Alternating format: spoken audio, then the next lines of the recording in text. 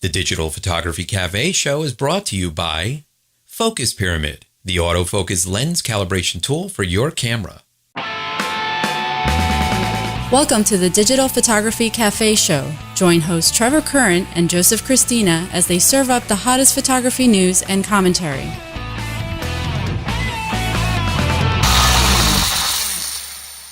Hey everybody, welcome back to the show. This is episode 150. I'm Joseph Christina here with my co-host Trevor Current. On last week's episode, we talked about local backup solutions for your photos, the death of Windows XP, Adobe's Lightroom goes mobile, and 4K video all the rage in this year's NAB conference.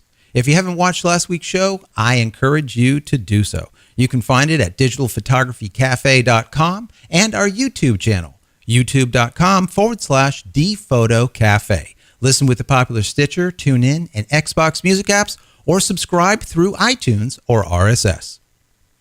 Hey, Joe, we're back. How you doing, my friend? I'm doing good. How are you doing? I'm doing good. You sound well. You sound well. That's yeah. good. Yeah, feeling pretty good. Nice. We got a pretty good show this week. A lot of information as last. We kind of bolt through it. Yeah, always seem to have a lot of good stuff. There seems to be a lot of stuff. So let's just jump right into it. What do you think? Yeah. So Ricoh this week announced a new medium format camera from Pentax. It's the 645Z.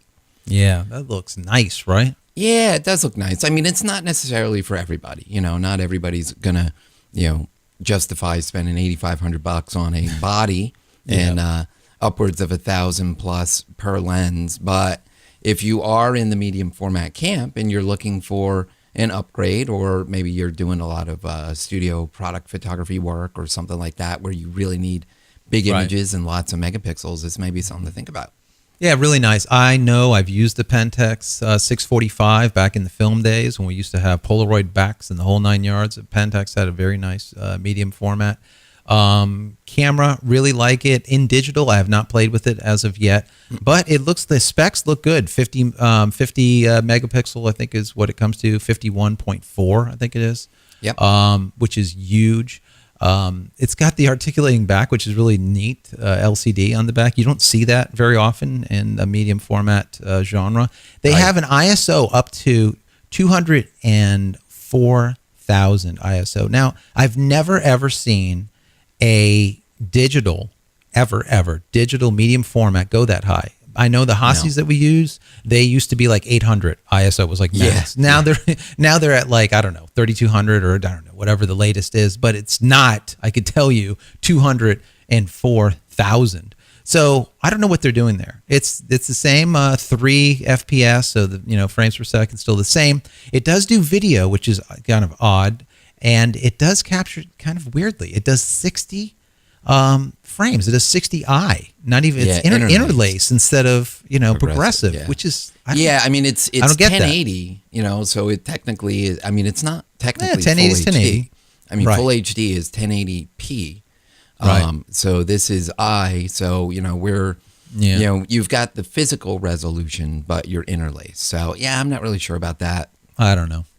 It's kind of interesting though. It's it's a different market. Things are just changing. And guys, I know there's been a ton of discussion as far as which cameras, what works, what doesn't work as far as megapixels. And then there was the megapixel wars and the sensor wars basically now. Who has better pixels? Who has bigger pixels? And on and on and on. The bottom line is bigger is always better. Capturing more is better, period. Even if they're not as good pixels, which they are on these medium format cameras, but if they're not, you could shrink them down and they'll look great. Whereas with these small little tiny pinhead size sensors, they're pushing them to the limits just to get anything good out of them. So and that type of high pixels, small sensor size is not good. No, absolutely not. So moving on, Pixels.com, right? This is a story that you found. It's kind of cool. It's I guess something, I don't know, controversial maybe. I don't know. Yeah, so it basically, Pixels.com is a spin-off of FineArtAmerica.com. Right. So FineArtAmerica.com was a venue that artists and photographers could basically sell their images through the form of printed products, canvas wraps, framed wall art, stuff like that. Right. So Pixels.com basically offers the same services in addition to being able to license digital images. Right. The big thing about this service, though, is it allows photographers and artists to set their own prices and their own licenses. So Yeah, whether you want to do it royalty free or rights managed, Right. you can set it at any price you want. You can also create a custom terms of service as well, which is interesting. Yeah, I like it. I really like it a lot. iStock is going to that model where everything is for free, basically. I don't care for that, and I don't care that if your stock photography has to be one set price. I don't like that either. I do like the way they do this, that you can set your own price. I think that's good. They take their 30%, whatever it is. So you sell something for, let's say you want $100 for it, they'll charge $130. Right. And they'll, so you get your 100, they get the 30, whatever. It works out. They mark your price up by 30%. Instead of the other way around, instead of them telling you. Yep. So I like that a lot. Just think of it, guys, as this marrying of the fine art world to the stock world. And I just don't know how that's going to work. I don't know if they're going to have enough people that are going to want to move their fine art stuff into a stock type of atmosphere. Normally, us, let's say, artists that do fine art, we would never think about selling rights to our work. We would definitely think about selling canvases and large prints, and just like FineArtAmerica.com does. Right. But now this marrying kind of, this melding, this mushing, I know it's two separate, but with it, just think of two arms on one body. I just don't know how it's going to work, and I don't know how they're going to bring enough people into Pixels.com to compete with like iStock and all the rest of the stock agencies out there, because we know stock has been going downward spiral for quite some time now. I don't know. I mean, photographers who used to be able to make a decent living in stock photography, I mean, those days are long gone. We know that. We've talked about that on the show a lot. I mean, the stock houses are dictating what prices to charge, and or not what to you're charge. Getting. Yeah, and you're getting like a small 20% commission or what have you. Right. So from that standpoint, I like what Pixels is doing. But where it gets a little gray is the Pixels.com is saying that they've got millions of monthly, unique visitors and millions of images that can only be found within their service, nowhere else online. Right. That's great. The problem is the visitors are coming for the printed products. Right. They're a relatively new service when it comes to the digital downloads and the licensing. So the people who are going to buy printed artwork to put on their walls are not necessarily the same people who are going to buy your image to use in an ad or on packaging or what have you. Yeah. So they really are going to need to promote this new service to the graphics community, the people who are buying these stock images, and not necessarily to art buyers, people who are looking. I mean, not to say that some of these art buyers aren't graphic designers or work in ad agencies or what have you, but I think in the beginning it's going to be a little bit of a slow go. And as a photographer trying to sell your work here, you may not see much results for a little while. Right. I think the terms for the photographers, I love the percentage base. I love that you can command whatever price that you want. I think that they're doing it right. I just don't know, if it's a day late, a dollar short type of thing. I just don't see it. Because like you said, the people that are coming in for fine art, I'll tell you, a hotel would go to FineArtAmerica.com and say, listen, we need 1,000 images and they need to be underwater type genre. Okay, because we have an entire wing that's just sea oriented or whatever, and they can get these prints for the hotel for every bedroom or for every wall. Okay, but those are not the people that are going to want a digital image to go and buy for their ad agency to go and put an ad presence on a billboard or in a magazine. That's just not the same people. Just like you said. Nor would you want that hotel art buyer buying your digital image to use for art and going to some local sign shop who has an inkjet printer that's going to bang out some large formats for them and mount it on foam core for them to drop in a Walmart frame. Exactly. You know? Or you just sold that piece of artwork for $700 to a buyer, and it's hanging on their wall, and now all of a sudden they see that same image that they thought that they have, something special, and the cover of a magazine or in the middle of being sold as a digital download for $100. Exactly. That exactly, and they just paid $700, and the digital download was a couple $100, and now it's worldwide. And then it also affects the photographer. He's not getting paid for that impressions, and that's really where we make our money as commercial photographers, not on the initial picture taking, because that we have to do, but on the residuals in the back end. Like, okay, how many eyes are going to see this? Is going to be a billboard that's going to be a local sign, which is going to see maybe 10,000 traffic per month, or is it going to be on Times Square and millions of people are going to see it? Where is it going to go? And then we get paid accordingly. So I think they're going to, just like you said, it's going to be a hard go. I like the premise behind it. I like what they're doing, and I like what they're doing for the photographer. But I just don't know, as you were saying, if the photographers are really going to see any benefit, especially not right out of the gate. It's going to be a bit. Yeah, it's something we're going to definitely have to keep our eyes peeled to keep on top of. And if a rep from pixels.com wants to contact us and shed a little more light on some stats and stuff, I mean, we'd be happy to share that with you guys as well. So absolutely. I tell you what, Trev, once I hit 40, my eyes have been going, and one eye is a little better than the other. You mean both, my friend.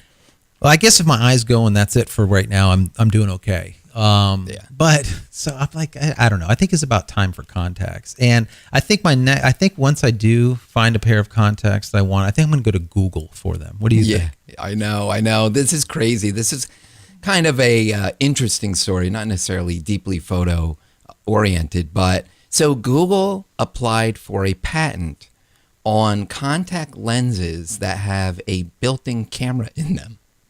I love it. Yeah. So you just blink and it's taking a picture every time you blink. Yeah. I don't know if anybody has seen Mission Impossible, that Ghost Protocol movie, but in the beginning of the movie, this guy was wearing a contact like this, and it was, linked in with the computers, and he could blink and it would take a picture and it would display like a heads up type of thing, kind of Terminator-like and all. And I mean, it's science fiction. It's Hollywood, but it sounds like Google is seeing that it may be feasibly possible for some. From Google Glass to Google Contact. I don't know. I can see it. I can definitely see it. Pardon the pun. Because if they're going to patent something, they have a feeling that it could possibly go somewhere. If not, they're not going to bother. But they have enough money to patent everything if they wanted to. They could patent every idea. So to cover themselves. But I like the idea. They are the innovative bunch. They have the cars that are driving by themselves. They have a lot of things that are going on that other people don't. They have the money to do it, but they also have the foresight to be able to even think to do it. So once again, kudos to Google. I think it's cool. Yeah, it's cool. I mean, it's not even a real product yet. They don't even have a working prototype. This is just a patent and something that came out of an idea incubator, I'm sure. But it's interesting nonetheless where technology's going. I mean, part of our industry is technology, like it or not. It's not all the art and the creative. So it's kind of interesting to see where things are going and keep on top of things. Absolutely.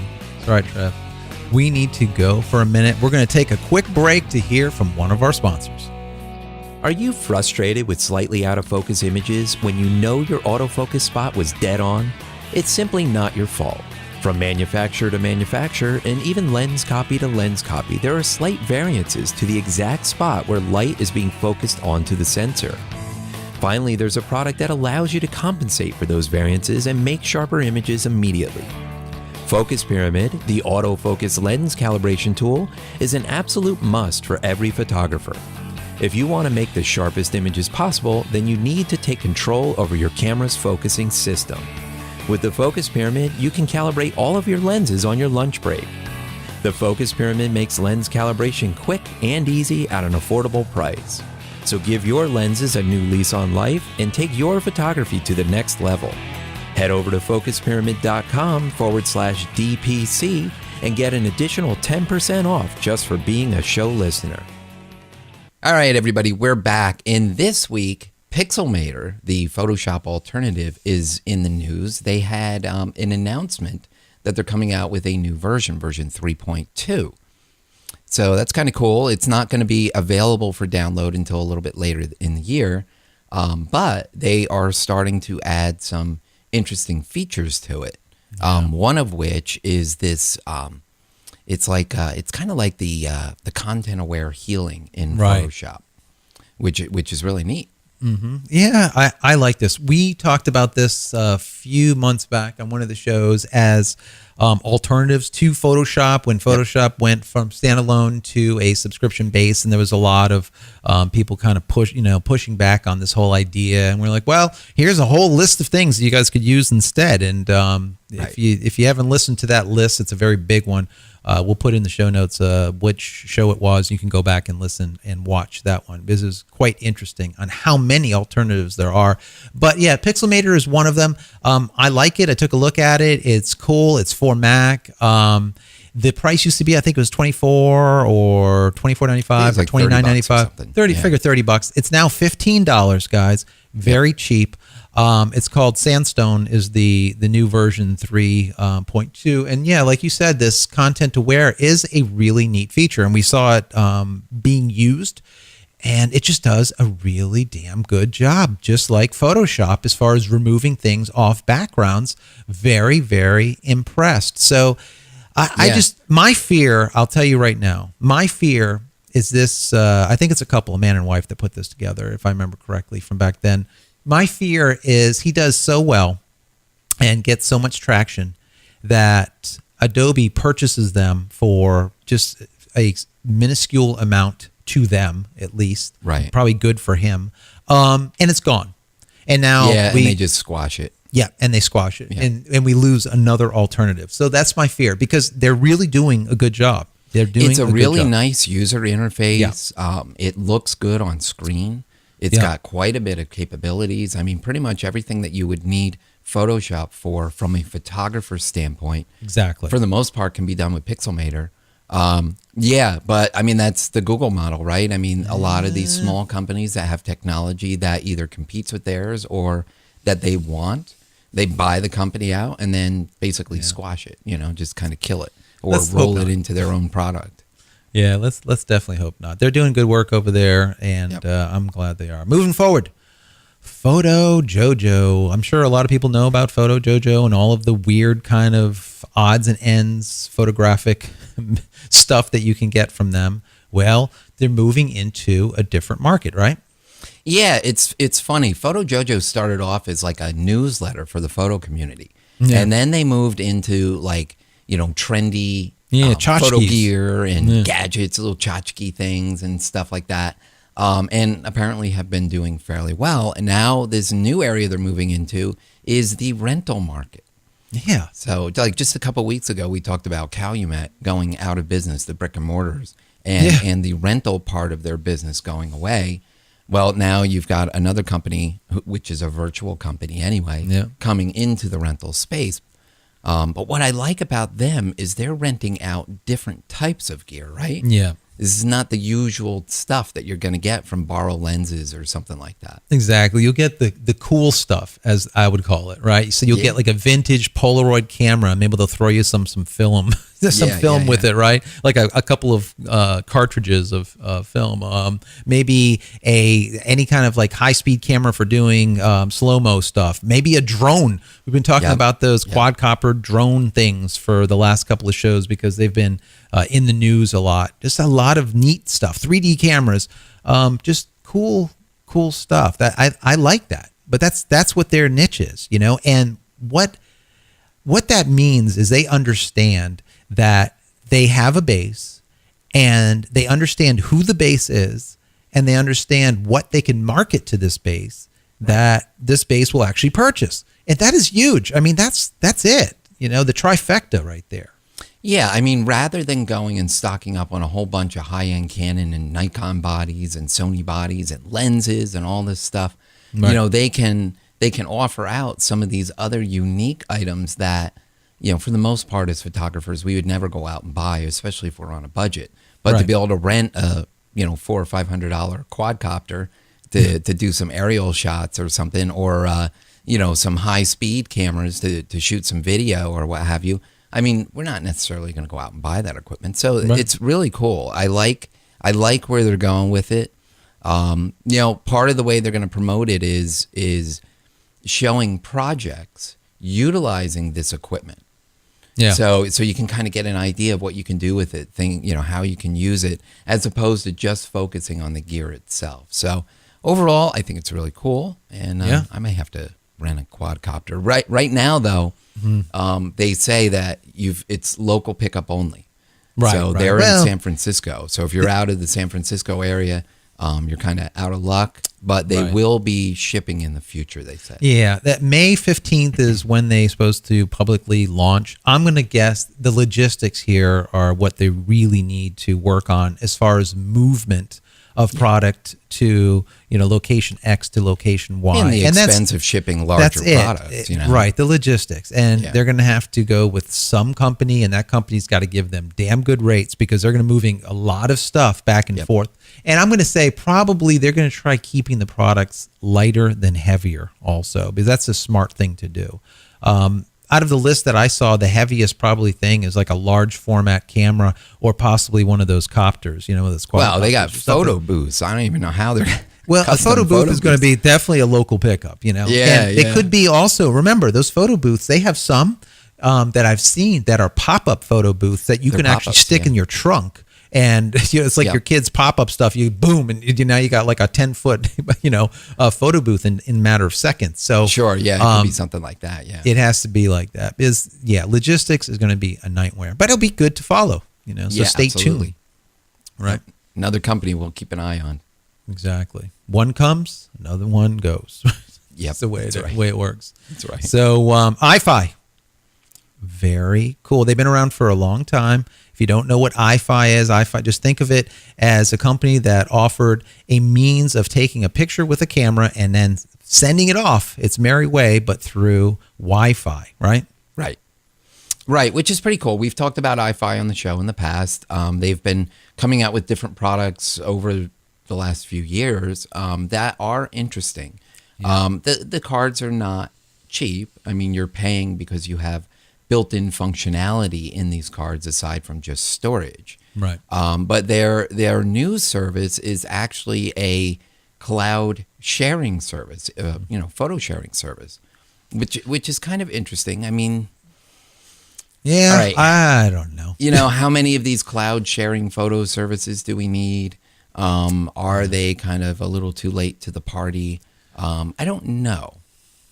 Yeah, I don't. There is a lot. It seems like another cloud-based something every moment. The thing that scares me here is Eyefi. I think they're at a point to know the writing is on the wall that Wi-Fi on an SD 8 gig card is no longer viable or close to no longer viable because every product will be coming out within the next year or two that has Wi-Fi, NFC, whatever built into it already.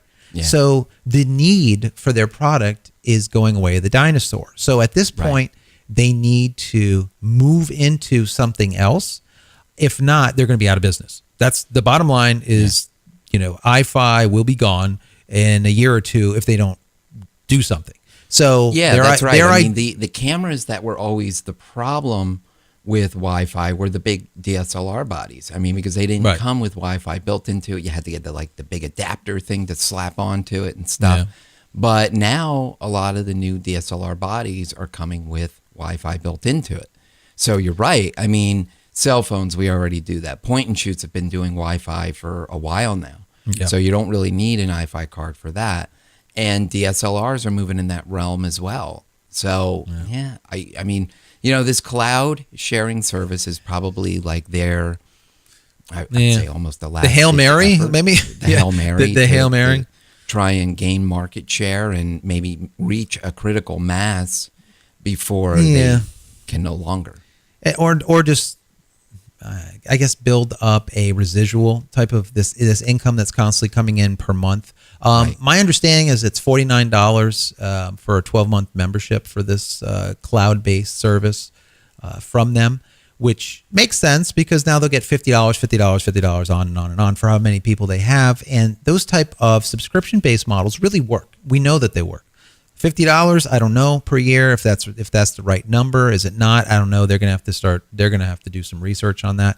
Yeah. But for me, $50 a year for something you're going to use is not bad. I mean, no matter how you look at it, it's only a few dollars a month. But is it something that is needed and that people will pay? I mean, if you're a pro photographer and you're using one of these Eyefi cards, you're maybe sharing to your Facebook page or something like that. Right. Is this really necessary for you? For the people that I really see wanting to share images are more consumers. Yeah. You know? So, for $50 a month, there are apps, there are other things that will automatically share to Facebook and Twitter, and your cell phone does it automatically. I mean, no Wi-Fi needed. I just think that for them, cloud is just not going to work. Just the reason I say that is everyone is talking cloud. When we were at WPPI, it was cloud, or at PPE was cloud. Cloud. Everything is cloud. Google's got cloud. Everybody's got cloud now. Adobe's got cloud. There's cloud everywhere. You can get a Lacey or a who's the other? Drobo. The Set Drobo. up your own cloud. You could put a cloud in your closet. And it's not like I was talking, what was it, last week about other alternatives to Drobo, was like NAS and FreeNAS and some other things. If you didn't hear last week's show, go and take a listen to that, because there's some good information as far as backing up your stuff and some alternatives to just the stuff that you can buy off the shelf. But anyways, you could, like I said, get cloud in your pocket, get cloud in your closet, get cloud anywhere and everywhere that you want it at this point. So another cloud, I don't see how it's going to be viable. My prediction here is probably 2 years, maybe 3 for Eyefi, and they're going to be gone. I don't think that this Hail Mary is going to work for them. Yeah, it's the longevity. I mean, it's the evolution of the technology. When you're a hard drive manufacturer like LaCie or Drobo or whatever, you're evolving your product lines with the latest connectivity that comes out and new, technology, to make faster hard drives, more reliable hard drives. I mean, companies like this can be around forever as long as they keep evolving. Right. But with Eyefi having this kind of real proprietary type of technology that I still don't feel really caught on enough to give them critical mass. I would tend to agree that I don't think they're going to be in it for the long haul. Yeah. I'm wrong. I mean, I'm really not one of those naysayers, I mean, I like to see people succeed in business, no matter what you're doing, what type of product you're offering. And if it's a good product, I especially like to see you succeed. And Eyefi's product is good. I mean, I've heard a lot of people like it and stuff like that. Will it stand the test of time? I guess we'll see. Yeah, I guess we'll see. Well, guys, if any of you guys have a cloud-based service that you use on a regular basis, tell us. Let us know what you're using, because there's so many out there. It's not like there's 1 or 2 or 5 even. What are you guys using for sharing, number 1, with your clients, and number 2, storing for archival? What are you using? We would love to kind of hear from you. And even just personal use. What cloud services are you using? I mean, I know, Joe and I are using Google Drive all the time now. Exactly. I mean, for free you get 15 gigabytes of storage.